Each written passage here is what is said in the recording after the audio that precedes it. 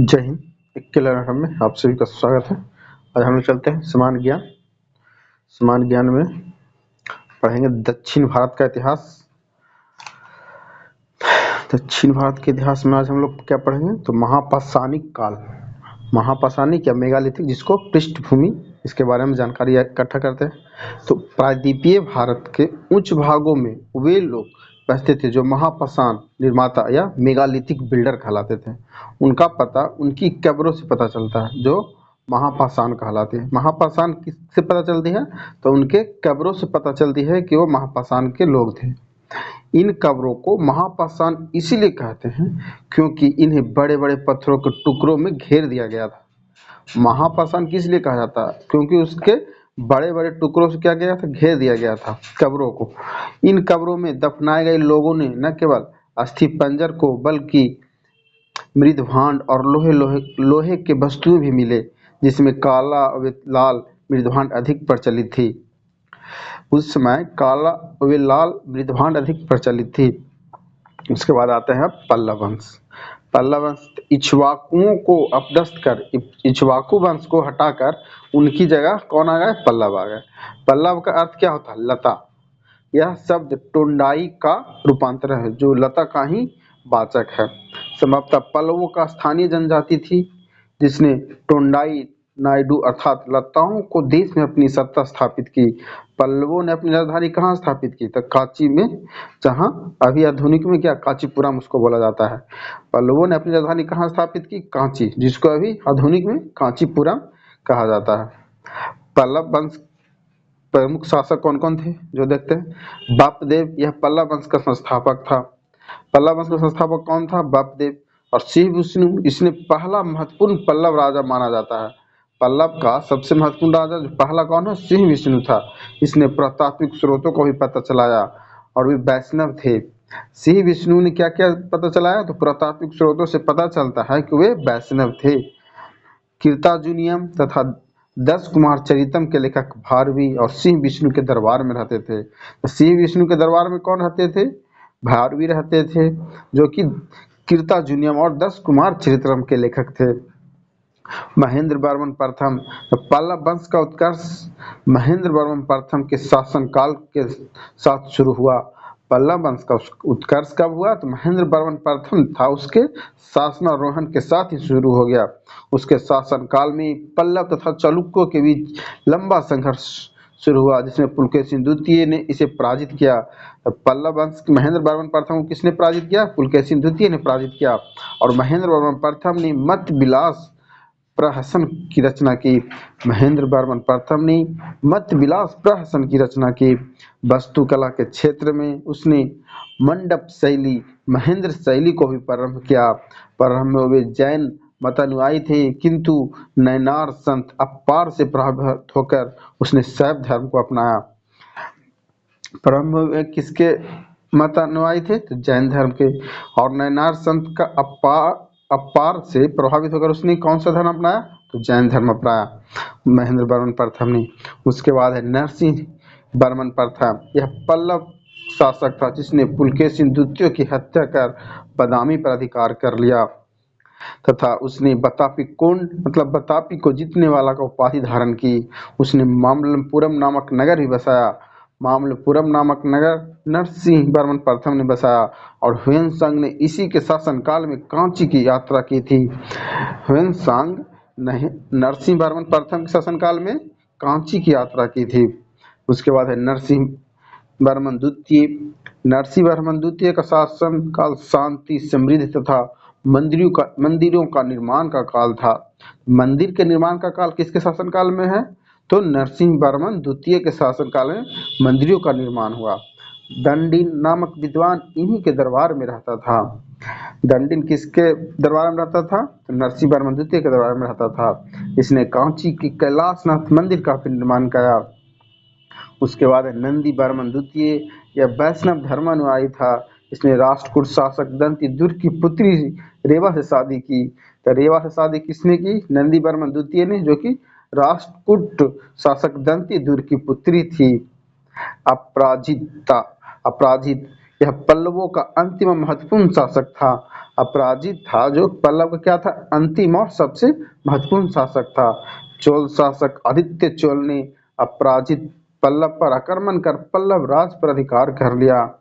चोल शासक जो अजित चोल आदित्य चोल है, उसने अपराजित को क्या किया, पल्लव पर आक्रमण कर पल्लव राज पर अधिकार कर लिया, उनको हराकर।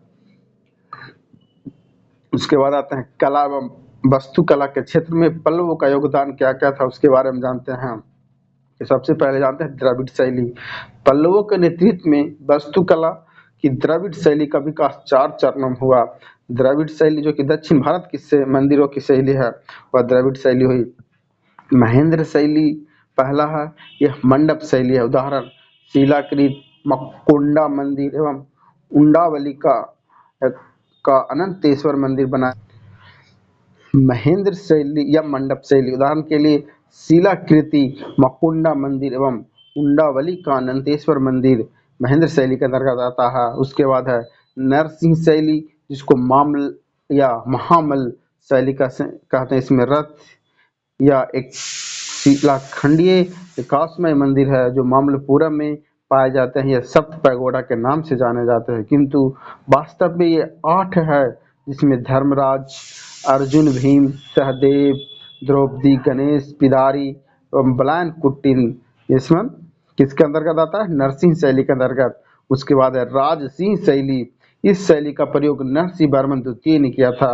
उदाहरण के लिए महाबलीपुरम का तट ईश्वर तथा मुकुंड मंदिर, कांची का कैलाशनाथ मंदिर एवं एक ऐरावतेश्वर मंदिर का निर्माण राजसिंह शैली के अंतर्गत हुआ। उसके बाद है नंदी बर्मन शैली।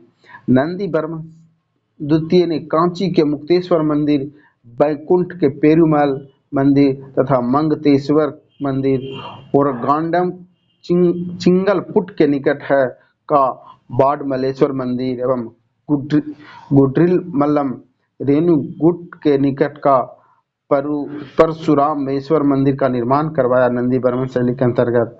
उसके बाद आते हैं संगम साहित्य। तमिल कवियों का एक संगम मदुरै में राजकीय संरक्षण में फला फूला। इसमें 9,990 वर्षों में लंबे अंतराल तक 3 संगम आयोजित हुए, जिनमें 8,598 कवियों ने भाग लिया। इसके प्रमुख संरक्षक 197 पांड्य राजा थे। प्रमुख तमिल साहित्य। संगम साहित्य में तमिल ग्रंथ तोल्काप्पियम, एतुतगोई 8 काव्य संग्रह, पट्टुपत्तु 10 ग्राम काव्य और पदिनेन किलंकनक्कु 18 लघु काव्य और 3 महाकाव्य आते हैं। तोल्काप्पियम, इसकी रचना तोल्काप्पियर ने की थी। यह तमिल व्याकरण है। तोल्काप्पियम क्या है, इसकी रचना तोल्काप्पियर ने की और यह तमिल। तोल्काप्पियम, इसकी रचना तोल्काप्पियर ने की थी। यह तमिल व्याकरण है। तमिल व्याकरण कौन है, तो तोल्काप्पियम। उसके बाद है महाकाव्य। महाकाव्य में कौन कौन आता है, तो शिल्पादिकरम जो रत्न जड़ित नूपुर है, इसका लेखक इलांगो जो कि चोल शासक करिकाल का पौत्र था। शिल्पादिकरम का लेखक कौन है, इलांगो, जो किसका पौत्र था, तो चोल के जो शासक करिकाल है उसका पौत्र था। मणि में कैले, इसकी रचना कवि सतनार ने की थी। शिवगंध सिंदामणि, जिसे तिरुक्त का देवर कहते हैं, तिरुत कक देवर, जिसको शिवांगदी मणि को तिरुत कक देवर बोलते हैं। उसके बाद है संगम के प्रथम संगम काल स्थान कहाँ हुआ संगम में, तो मथुरा में हुआ, जो अगस्त ऋषि के अध्यक्ष थे। यह परिपाडल, मदुरै, अक्तियम, कलरियाबराय आदि काव्य ग्रंथों का प्रकाशन किया। द्वितीय संगम में जिसका स्थान अलैव कपाटपुरम, इसका अध्यक्ष थे अगस्त ऋषि तोल्काप्पियर।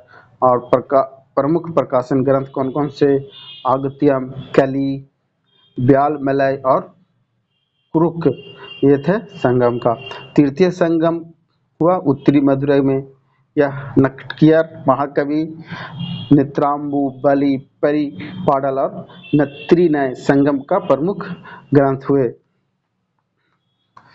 उसके बाद है संगम साहित्य में तमिल प्रदेश के 3 राज्यों ने चोर, चेल, पांड्य का विवरण प्राप्त होता है। संगम साहित्य से 3 तमिल प्रदेशों के 3 राज्यों चोर, चेल और पांड का विवरण प्राप्त होता है संगम साहित्य से। चोल राजा पन्नार दक्षिण का बेल्लास के मध्य स्थित था। करिकाल इसका सबसे प्रतापी राजा था। इसने पुहार पत्तन का निर्माण इसी के समय हुआ। पुहार पत्तन का निर्माण किसके समय में हुआ?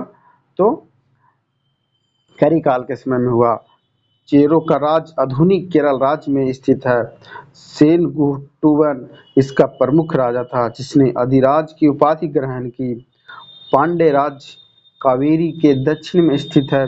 इसकी राजधानी मदुरा थी। पांड्य राजाओं में नेंडुजेलियन सबसे शक्तिशाली था। उसके बाद आते हैं चालुक्य वंश। बादामी या बतापी के चालुक्य।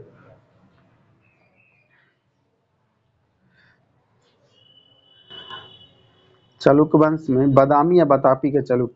जय सिंह बतापी के चालुक्य वंश का संस्थापक था। जय सिंह कदम्बों के अधीन शासक था।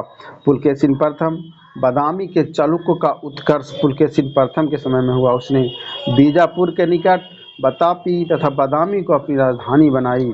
उसके बाद कीर्तिवर्मन प्रथम, इसने कदम्बों को भी नष्ट कर दिया और गोवा पर अधिकार कर लिया। तो गोवा पर अधिकार किसने किया? कीर्तिवर्मन प्रथम ने, और कदम्बों को नष्ट कर दिया। उसके बाद आता पुलकेशिन द्वितीय जो कि 609 से 642 ईस्वी तक रहा। इस वंश का सबसे महान शासक पुलकेशिन द्वितीय हुआ जिसने हर्षवर्धन को हराया। हर्षवर्धन को नर्मदा नदी के तट पर रोक दिया और उसने जैन मतानुयायी रवि कीर्ति से एहोल अभिलेख लिखवाया जिसकी भाषा संस्कृत एवं लिपि ब्राह्मणी थी। एहोल अभिलेख की भाषा कैसी थी? तो भाषा संस्कृत और लिपि ब्राह्मणी थी। उसके बाद आता कीर्तिवर्मन द्वितीय। इस वंश का अंतिम शासक कीर्तिवर्मन द्वितीय था जिसने राष्ट्रकूट शासक दंतिदुर्ग को पराजित कर अपनी सत्ता की स्थापना की थी। चालुक्यों का योगदान क्या क्या था? तो चालुक्य ने वास्तुकला के क्षेत्र में जैसे दक्कन, बेसर शैली, द्रविड़ शैली और नागर शैली का मिश्रण का विकास हुआ। दक्कन या बेसर शैली जो कि द्रविड़ शैली और नागर शैली का क्या है? मिश्रण है, जिसका विकास हुआ चालुक्यों के समय में। एहोल एहोल को मंदिरों का शहर कहा जाता है। यहाँ 70 मंदिरों के साक्ष्य मिले जिसमें 4 दार्शनिक, लडखान मंदिर, हसीम गोली मंदिर, दुर्गा मंदिर, मेगुती का जैन मंदिर था। बादामी का मेलागित्ती शिवालय भी इसके समय में हुआ। पडक्कल पापनाथ मंदिर, विरूपाक्ष मंदिर, इसे विक्रमादित्य द्वितीय की रानी लोक महादेवी ने बनवाया था। विरूपाक्ष मंदिर किसने बनाया? तो विक्रमादित्य द्वितीय की रानी लोक महादेवी ने बनाया था। त्रिलोकेश्वर महादेव मंदिर, इसे विक्रमादित्य की दूसरी रानी त्रिलोक महादेवी ने बनाया था। त्रिलोकेश्वर मंदिर किसने बनवाया? तो विक्रमादित्य द्वितीय की दूसरी रानी त्रिलोक महादेवी ने बनाया था। उसी के नाम पर त्रिलोकेश्वर नाम रखा गया। उसके बाद आते हैं बेंगी के चालुक्य। बेंगी के चालुक्य जो कि पुलकेशिन द्वितीय ने आंध्र को जीतकर अपने भाई विष्णुवर्धन को दिया। पुलकेशिन द्वितीय ने आंध्र को जीतकर अपने भाई विष्णुवर्धन को दिया और उसने बेंगी के चालुक्य वंश की स्थापना की। इस वंश के अन्य महत्वपूर्ण शासक थे विजयादित्य, विष्णुवर्धन चतुर्थ, विजयादित्य द्वितीय, विजयादित्य तृतीय और गुणान भीम प्रथम। ये बेंगी के चालुक्य वंश के प्रमुख शासक थे। कल्याणी के चालुक्य, इस वंश के संस्थापक तैलप द्वितीय ने की थी। इसने राष्ट्रकूट राजा कर्क द्वितीय को मारकर इस वंश की स्थापना की। तैलप द्वितीय की राजधानी मानखेड़ थी। सोमेश्वर द्वितीय अपनी राजधानी मानखेड़ से कल्याणी ले गया। उसके बाद है विक्रमादित्य चतुर्थ। इस वंश का एक महान शासक था। विक्रमांक देव चरित्र के लेखक बिल्हन, मिताक्षरा के लेखक विज्ञानेश्वर को उनका प्राश्रय मिला, उनका श्रेय मिला। विक्रमादित्य द्वितीय इस वंश का सबसे महान शासक था जिसमें विक्रमादेव चरित्र के लेखक कौन है? बिल्हन, मिताक्षरा के लेखक विज्ञानेश्वर, जो इनको समय में प्राश्रय मिला, आश्रय मिला। सोमेश्वर द्वितीय के काल में चालुक्य राजा बिखरने लगा। इसने अभिलाष पार्थ चिंतामणि जिसको मनोल्लास विश्वकोश की रचना की, जिसके कारण इसे सर्वज्ञ भी कहा जाता है। वीडियो अच्छी लगी तो लाइक करें, चैनल को सब्सक्राइब कराना भूलें और वीडियो को अपने दोस्तों को भी शेयर करें।